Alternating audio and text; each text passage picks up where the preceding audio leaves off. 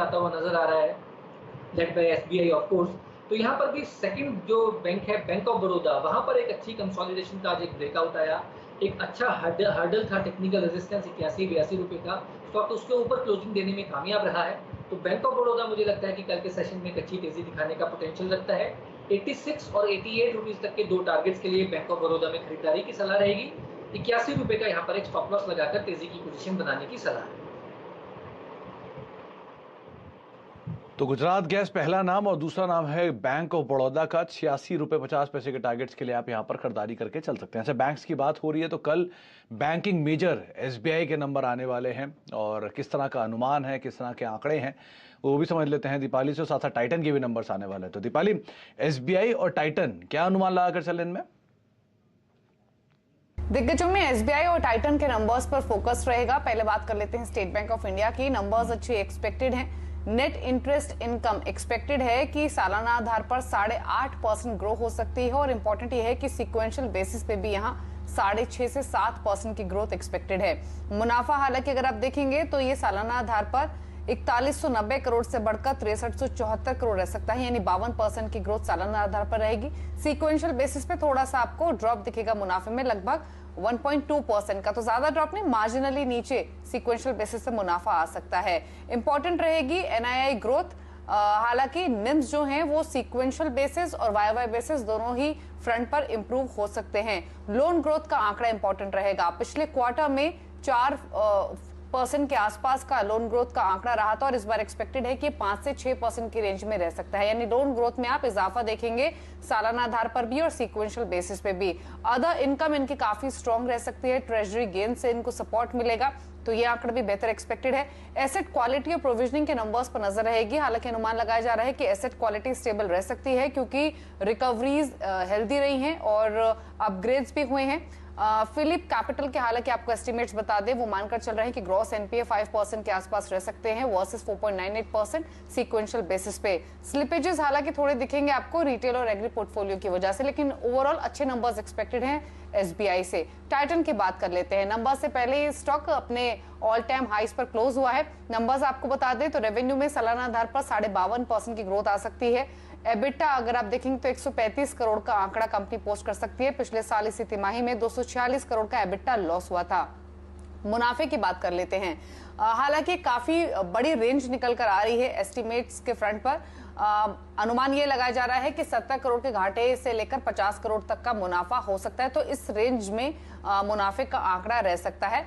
पिछले आपको बता दें Q1 FY21 में जो नेट लॉस था वो 270 करोड़ के आसपास का था। मार्जिन 4.8% पर एक्सपेक्टेड है। अनलॉक की प्रक्रिया शुरू हो गई है, तो एक वो बड़ा ट्रिगर रहेगा आगे के लिए स्टॉक के लिए। इंपॉर्टेंट रहेगी मैनेजमेंट की कमेंट्री की डिमांड कैसी आ रही है, मार्जिन आगे कैसे रह सकते हैं, लेकिन ओवरऑल एक अच्छे नंबर्स एक्सपेक्टेड है टाइटन से भी। तो टाइटन एक अच्छे नंबर्स का अनुमान और कमेंट्री काफी क्रूशल रहेगी, खासतौर से इनके आईवेयर स्पेस को लेकर, अनलॉक को लेकर, ज्वेलरी डिमांड को लेकर, अपकमिंग फेस्टिवल डिमांड को लेकर। ये कुछ चीजें हैं जिनके ऊपर नजर रखिएगा। और एसबीआई के इसमें एक स्टेबल एनआईएम्स आने का अनुमान बाजार लगाकर चल रहा है। तो हिमांशु, शुरुआत टाइटन से। पहले तो 2 दिन में लगातार स्टॉक का अच्छी परफॉर्मेंस देखिए गया है, क्या करना चाहिए इसके अंदर, और साथ ही साथ मतलब इनफैक्ट पिछले 3 दिनों में, और साथ ही साथ एसबीआई नंबर से पहले मूव था इस पूरे बैंकिंग स्पेस में और पीएसयू बैंक्स में से आपने बीओबी को चुना भी है, तो क्या करें टाइटन में और एसबीआई में?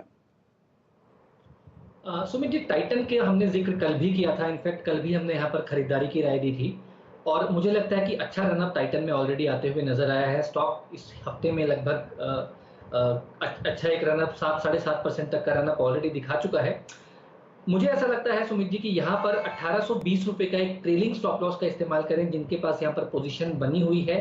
फ्रेश खरीदारी के लिए मुझे लगता है कि ऑलरेडी एक अच्छा मूव आ चुका है, तो रिजल्ट्स के बाद ही यहाँ पर खरीदारी करने की सलाह रहेगी। अपसाइड में हालांकि जो एग्जिस्टिंग लॉन्ग पोजीशंस है, मेरा ऐसा मानना है कि स्टॉक 1900 रुपए तक के लेवल्स जाने का पोटेंशियल रखता है, तो 1820 के स्टॉप लॉस के साथ यहाँ पर तेजी की पोजीशंस को होल्ड करने की सलाह है। जहां तक एसबीआई की बात है सुमित जी, यहाँ पर जो चार्ट फॉर्मेशन है वो काफी पॉजिटिव है और जैसा मैंने जिक्र किया कि पीएसयू बैंक्स एक अच्छी आउट परफॉर्मेंस यहाँ पर दिखाते हुए नजर आए हैं। एसबीआई पर्टिकुलरली एक ब्यूटीफुल राउंडिंग बॉटम फॉर्मेशन का ब्रेकआउट देता हुआ आज के सेशन में नजर आया।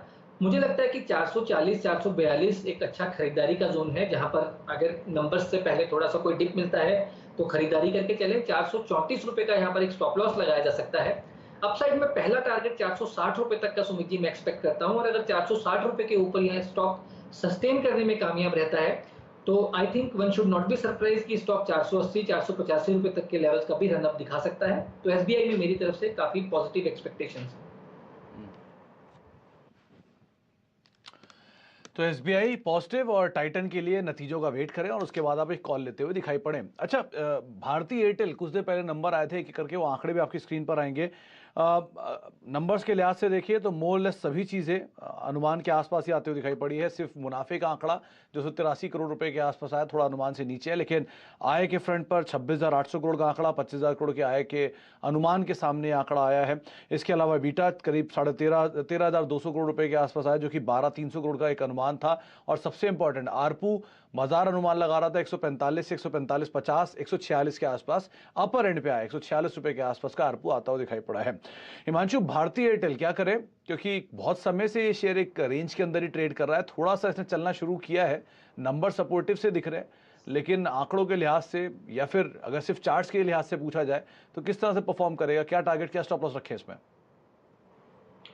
Sumit ji, chart setup positive है और काफी लंबे समय की कंसोलिडेशन के बाद स्टॉक में एक मोमेंटम पकड़ता हुआ नजर आ रहा है। मुझे लगता है कि यहाँ पर पॉजिटिव बाइस के साथ यहाँ पर ट्रेड किया जा सकता है।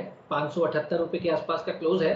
574 575 मुझे लगता है कि एंट्री के लिए अच्छे लेवल्स हैं। 568 रुपए का स्टॉप लॉस लगाया जा सकता है। मुझे लगता है कि आने वाले दिनों में स्टॉक 600 रुपए तक के लेवल्स टेस्ट करता हुआ नजर आ सकता है। इनफैक्ट पिछले कुछ दिनों पहले एक अच्छा मोमेंटम स्टॉक ने दिया था, उसके बाद 2-3 दिनों की कंसोलिडेशन के बाद आज फिर से एक अच्छा ब्रेकआउट स्टॉक ने दिया है, जो कि मेरा ऐसा मानना है कि जिस हिसाब से स्टॉक पोजीशनड है, ये जो मोमेंटम है अपसाइड का, ये एक्सटेंड होता हुआ नजर आ सकता है और स्टॉक 600 रुपए तक के लेवल्स आने वाले दिनों में दिखाने का पोटेंशियल रखता है। जी, तो 600 रुपए तक ये शेयर जा सकता है आने वाले समय में, लेकिन अभी नंबर्स के बाद एक रिएक्शन कल मार्केट का देख लें, हाउस व्यूज देख लें, कॉन कॉल देख लें, लेकिन अगर प्योरली चार्ट के हिसाब से आप देखेंगे तो 600 रुपए के आसपास के टारगेट्स यहाँ पर हिमांशु को दिख रहे हैं। एक ब्रेक का वक्त है, ब्रेक के बाद लौटेंगे। यतिन हमारे साथ मौजूद हैं, उनसे तो हम चर्चा करते रहेंगे। हिमांशु भी मौजूद हैं, उनसे भी हम बातचीत करें कुछ और स्टॉक्स को लेकर।